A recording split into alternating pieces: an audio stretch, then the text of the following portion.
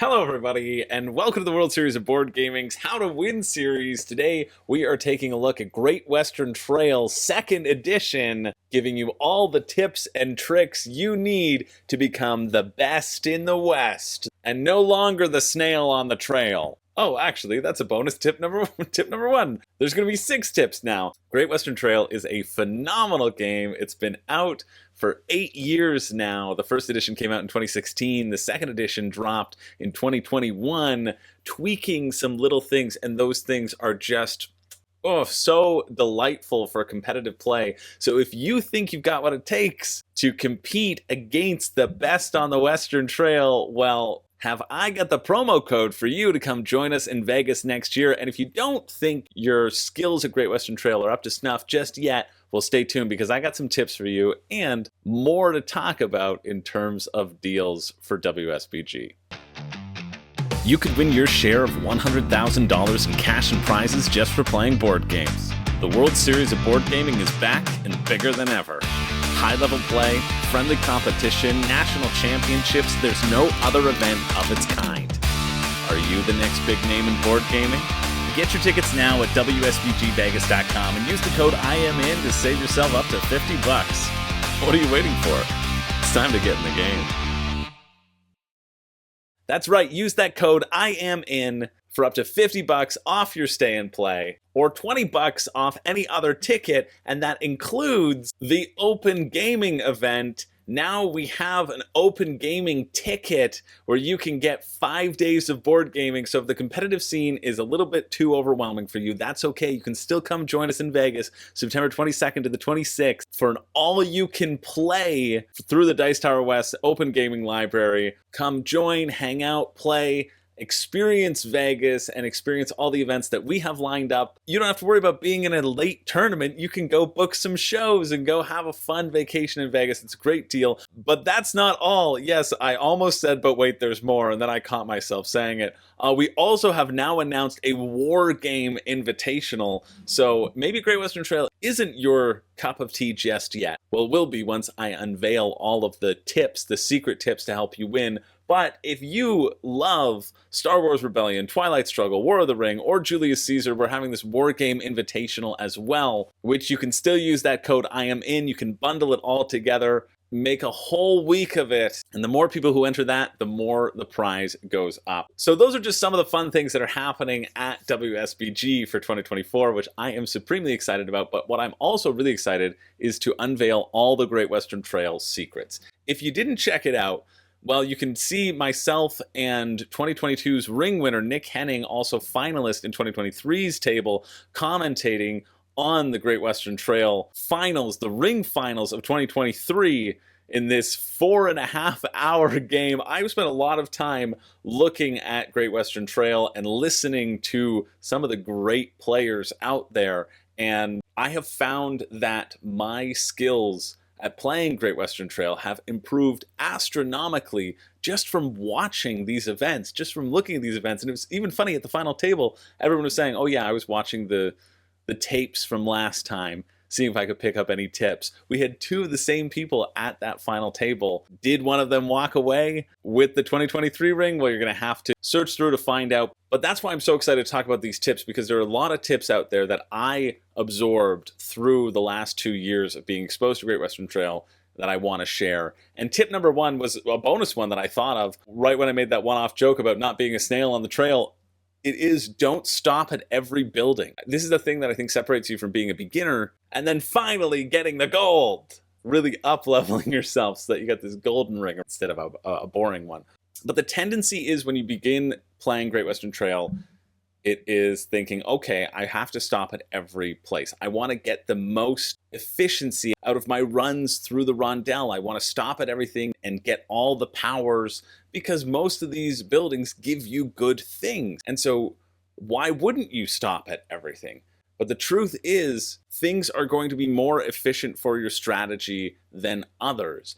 And you get a good chunk of points by delivering up here across the rails. And if you spend too long on the trail, then you're not delivering those cows, you're not potentially getting those extra points, you're not cycling around, you're not getting that infusion of cash that is so helpful to continue to grow your own engine, whatever that might be along the trail. So skip things. If it's not optimal, skip things. There's 6 buildings on the trail. Aim for 3, maybe, as you go through, as a good rule of thumb. Skip every other one. Propel yourself towards the end of that track, because this is a race. If you can get through the track, if you can lap your opponents, that means you're going to deliver one more time than they are. And you potentially can control the pace of the game, push it through. It depends. Maybe you want a slow game, in which case stop at everything and then pick a strategy that suits being a slow player. But we'll talk about that later on in the tips. Tip number 2 is also around that delivery and these delivery stations. And that is to not be afraid to deliver to Kansas City. You can see all these beautiful deliveries up here, delivering to New York, whoa. And you see no one has delivered to Kansas City. And there's often a great fear here.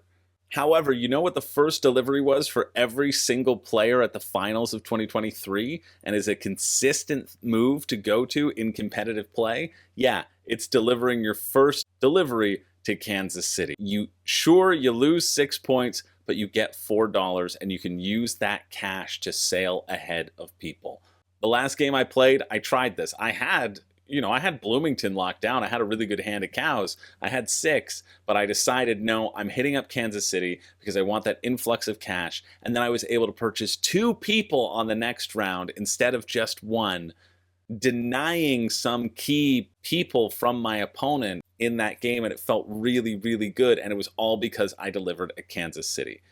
Cash is king, especially in that first round too. If you're delivering at Bloomington, you don't want to spend the cost. You don't want to pay an extra $3 just to get to Bloomington, because likely your train will be in that earlier parts of the track. Don't be afraid of going to Kansas City. You will make up those points, and it is often regarded as a pretty great place to go first.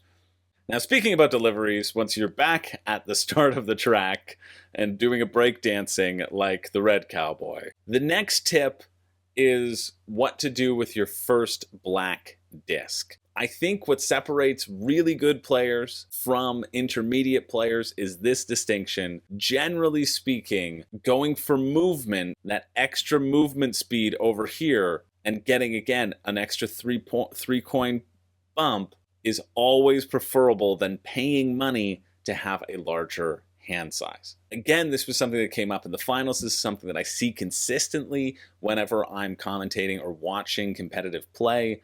You can see the players who know the value of racing around that board. It all ties back to the efficiency of moving around the board and being able to get to the best spots so that every one of your turns is really good. And not just okay, but really good. That you're not getting blocked by hazards. You're not getting blocked by other players' buildings, but you are able to get to and hit the spaces that you want to hit as you go around the track. And as the game progresses, more and more buildings are going to be added, and so it makes it a lot more difficult to keep up that pace and to keep that pace around the map unless you unlock that movement speed. Or you can unlock an extra hand size and get $1 extra with your little Jersey cow, right? Or you're not Jersey anymore. I don't know what they're called. They're called not Jerseys in my book. But that extra movement gives you so much flexibility, especially in a 4-player game when you're going to really need to zip around the track later on. Now, also on this board, while we're here, tip number 4, we're on 4 right now. We're rolling through. Thank you for sitting through my pitch for the World Series earlier. And I hope I'm giving you value, because I feel very confident that these are good tips. And really, I also feel very confident that WSBG is a very fun event. And if you have the means and you have the time off, I would absolutely love to see you there in Great Western Trail, or see you compete in the finals or the semifinals when Great Western Trail is drawn and you're able to use these tips to get ahead of your opponents and win yourself $25,000. You know, that'd be pretty cool, wouldn't it? Would be. Anyway, back to the tips. While we are here, this is important to look at. This board looks like a nice breakdown, a smart breakdown, and that is because the double action of money and draw and discard has been unlocked before going towards. Always prioritize as your first delivery to do either the money or the draw and discard, likely the money. Even with the second edition and some of the tweaks to these actions, they still don't seem to be preferable than just the straight money anytime you hit that double auxiliary action, because money helps you get people, money helps you get buildings, money helps you get cows. Those are the three main contributors towards shooting yourself forward in this game. And so by getting the money out, I like to do the money first and then the draw and discard second. It kind of depends upon your hand. If you've had a really good hand to start with and you know you need to push through that deck and cycle through that deck a little bit more so that you can get your good delivery hand later on, then it might be worthwhile to do the draw discard first. But I think generally the money is one of the most important things to lock down. Even this discarding, even this trashing of cards just is a little too slow, especially because it requires you to move your train back. And so in order to move your train back, you have to have invested some amount of time on the train track for reasons that we'll cover in our final tip. It is a bit too slow to make a value. Plus, those one-cost cards, those jerseys, as they were called in the first edition, are valuable. And sometimes trashing them out of your deck isn't the most effective thing to do either, because you have these engineer bonuses where you get to discard them and get things for them. This brings us to our number 5 tip. Oh yeah, those are pretty fun. And this is a good view for it. Number 5 tip is really to consider your building placement. Over here we only have 1 hazard of water, right? And then 4 hazards in the desert. And can we see anything in the mountain? Only 1 hazard in the mountain. And so we also see, therefore, that there's been a building built through the mountain pass and a building built through the water pass as well. You will generally end up placing a couple buildings, regardless of if you're specializing or not, but building placement can be very important. If you're able to lock down early some of these great spots that don't have hazards and potentially don't have hazards coming up, blue is in a better position over here because there is going to be a water hazard that's added to the land, and so it will be being placed down here, whereas blue has no mountain hazards popping up. Taking the positions that are through the hazard trails can be super beneficial for deck cycling and for eking out more points at the end of the trail. If you happen to not have a large composition of cows in your deck, you're still going to want to have ways of elevating your deliveries and escalating your deliveries a little bit more so you can get a few points out of them. And this is one of those perfect ways where you can discard those level 1 cards, getting that certification, getting $2 as you pass through. These spots are gold. They are really like beautiful spots, or picking spots right before a place that has a lot of hazards. So here, for example, right here, this level 1 building that was built early is in a great spot. It has that hazard symbol on it and will force the other players to pay you a toll consistently. You'll often see if one player builds their toll building, every other player will try and build their toll building as well to try to counteract that. But even thinking about this, building the toll building here first, being the first in line, is also important because people will run out of money and people will try to run out of money. And so if Red's built their hazard here and then White has built their hazard here and I only have $2, Red's getting that money first and White only gets paid if people have a lot of money, which they probably will try not to do, having the cow market right here. They might purchase some cows. So thinking about those building positions, seeing if you can lock down those extra buildings spots which will give you that bonus boost, especially locking in something here that allows you just to jump right to the next one if it fits in with your strategy, is a great spot, or making sure that you get first in line. If you're planning on having movement on your tiles, placing it in the right spot for that movement is important. If you're planning on having a toll on your tiles, placing it right after is the best place to go. And finally, number 6, and this is perhaps the most important thing to realize about base Great Western Trail, is that you need to specialize your strategy. You need to specialize your workers, and you need to pick one thing to do and to do it really well. Either you're really good at buying cows, you're really good at building buildings, or you're really good at taking train rides. Trying to specialize in all 3 of these things, the game isn't long enough for you to benefit from the major points of those things. So in terms of the buildings, if you really level up with a lot of builders, you're creating new spots on the board, you're creating point opportunities on the board for yourself, you're creating a slower path around the board for your competitors, and you're also getting to unlock those really big, juicy, like 15-point buildings, 20-point buildings, right? You will never get there if you get 2 builders and then get 2 engineers and 1 cowboy, right? Because you think, oh, I want to pull in some cows. I feel like I need to deliver. This is not a game where you can be a jack of all trades. This is a game where you must be a master of one. You will hear people talking around the table saying, okay, I guess I'm going builders this game. I guess I'm going engineers. And people will not compete with each other. In a 4-player game, it might be tough, right? If people are competing for the same thing that you are, you're potentially buying up all of the cheaper workers and will really, hit against each other in terms of the funds needed to purchase more things.